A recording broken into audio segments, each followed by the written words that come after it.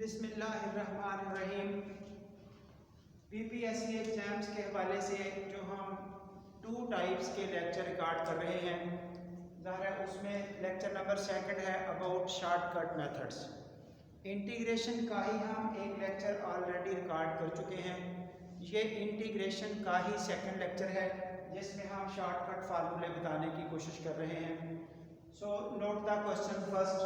Question number 1, 6/4 cos square plus 9 sin square x।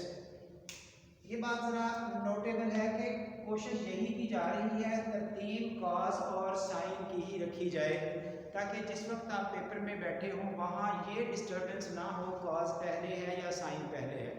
जो a और b constant हम use कर रहे हैं उनकी तरतीब हमें डिस्टर्ब ना करें। जो हमने पहला लेक्चर दिया वो इस तरह का था जिसमें a cos x plus b sin x over c cos x plus d sin x, इस तरह की इंटीग्रेशन से रिलेटेड हमने शॉर्टकट मेथड डिस्कस किया इससे पहले फर्स्ट लेक्चर में। अब वो a और b cos और sin की तरतीब कोशिश की गई है वही रहे। फार्मूला में जो चेंज आती है वो हमने याद करना है, लेकिन अल्फाबेट्स की cos sin की तरतीब हमने कहीं भी डिस्टर्ब नहीं की। ये देखिए cos स्क्वायर sin स्क्वायर अब स्क्वायर फॉर्मेट है। ये कांस्टेंट कोई भी हो सकता है। इसका आपने आंसर ये लिखा, ये डायरेक्ट आंसर किस तरह से आया। क्वेश्चन नंबर 2 वही cos और sin। ये देखिए जो लेक्चर 1 था उसमें ऊपर cos sin नीचे भी cos sin, यहाँ सिर्फ डिनोमिनेटर में cos sin है।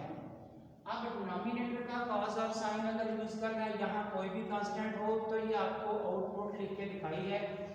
ये डबल आंसर है, एक कोसिकेंट और कॉट फॉर्म में, एक सीकेंट और टैन फॉर्म में। ये डबल आंसर आने की रीज़न है जिस वक्त हम इनको पुट करते हुए या स्टार्ट करते हुए किसी तरीके से मेथडोलॉजी यूज़ करते हैं। एक सेटअप होता है express the quantity as r cos theta plus phi या r sin of theta plus phi. ये क्योंकि इसने 2 तरीकों से एक्सप्रेस हो जाना है, cos theta plus phi form या sin theta plus phi form, इसलिए ये आंसर डबल है।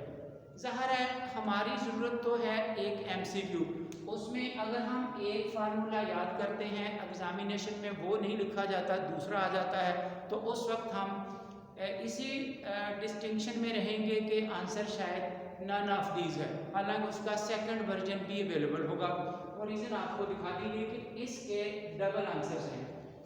इसके बाद एक तीसरी टाइप है, ये लास्ट पे क्वेश्चन लिखा गया, अगर लीनियर स्टेटमेंट ऊपर हो लीनियर स्टेटमेंट नीचे हो किसी भी तरह की, तो उसका सलूशन ये देखिए डायरेक्ट लिखा गया है।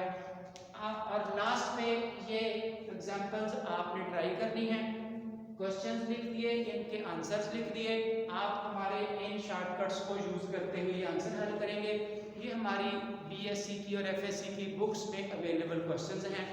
बहरहाल ये सारा स्ट्रक्चर देखते हुए नोट का स्टेप फर्स्ट क्वेश्चन सॉल्व किया जा रहा है। k over a cos square plus b sin square, answer is 1 over a b square root tan inverse of b over a tan theta. तो इस क्वेश्चन के लिए a की वैल्यू 4, b की वैल्यू 9, k की वैल्यू 6। k तो कोई constant है, ऊपर किसी भी तरह का लिखा जा सकता है। सो यूजिंग द स्टेप ये आपने सिंप्लीफिकेशन की, ये कैंसिल आउट हुआ, तो ये आपका आंसर है। विदिन नो टाइम, वही within 20 seconds 30 seconds maximum calculation है और आपके पास ऐसे लॉन्ग क्वेश्चंस का सलूशन मौजूद है।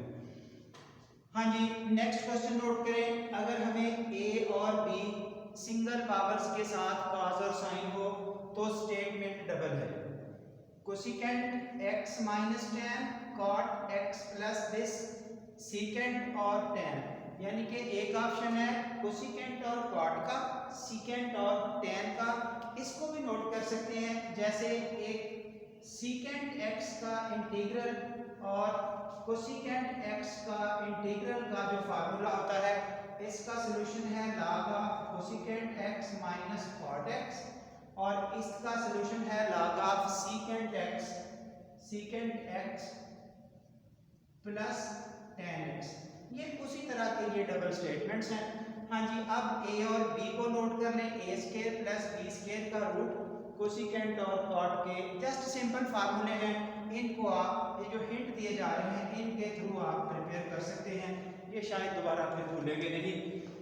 लास्टली अगर लीनियर ओवर लीनियर फैक्टर मौजूद हो तो ये देखिए ax plus b cx plus d, ये ax ओवर c, इनको एज इट इज डिवाइड किया माइनस वही तरकीब जो हमारे फर्स्ट लेक्चर की थी, जैसे 2/2 का एक डिटर्मिनेंट सॉल्व किया जाता है AD माइनस BC, ये अगली तरतीब वही है। नीचे c स्क्वायर, इधर c सिंगल इधर c स्क्वायर फॉर्म में क्योंकि डबल प्रोडक्ट ऊपर आया, साथ log ऑफ दिस डिनोमिनेटर। तो अब इन चीजों को देखते हुए अगर हम इस वाले क्वेश्चन को सॉल्व करते हैं तो a की वैल्यू 4, b की वैल्यू 7, c की वैल्यू 2, d की वैल्यू 5 ये लिखी गई है यूजिंग द सेम रिजल्ट। ये आप आउटपुट देख रहे हैं, ये आपका सॉल्यूशन है। और फाइनली अब आप इन ही सारे फार्मूलों को जो इस लेक्चर में दिए गए, आप ये दो क्वेश्चंस इनके आंसर्स दिए, ये दो क्वेश्चंस इनके आंसर्स दिए, इनको आपने खुद ट्राई करनी है और आपको अंदाज़ा हो जाएगा ये हमारे शॉर्टकट जो फार्मूले बताए गए ये किस तरह आपको हेल्प आउट करेंगे किसी भी तरह के एक एंट्री टेस्ट में, यानी कि MCQ प्रॉब्लम्स में। वो MCQ टेस्ट किसी भी तरह का हो, पब्लिक सर्विस कमीशन का हो और any other.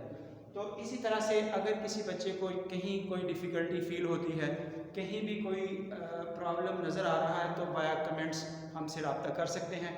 House of mathematics पे आपको इंशाल्लाह हर तरह की गाइडलाइन अवेलेबल होगी, every type of exams. Thank you very much.